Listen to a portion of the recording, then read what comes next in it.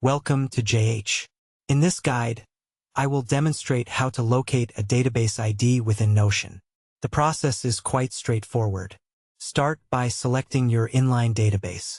To find the specific ID for this database, you must first click on Open as Full Page, which is a necessary step for the ID to become visible. Once the page is fully open, look at the URL string in your browser.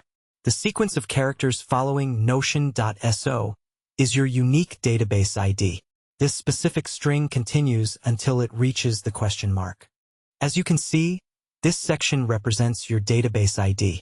Remember, the database must be viewed as a full page for this information to appear correctly. Additionally, you can find your view ID in the same URL if you need it. That covers everything for today. Thanks for watching. If you found this helpful, please like the video and subscribe for more. See you in the next tutorial.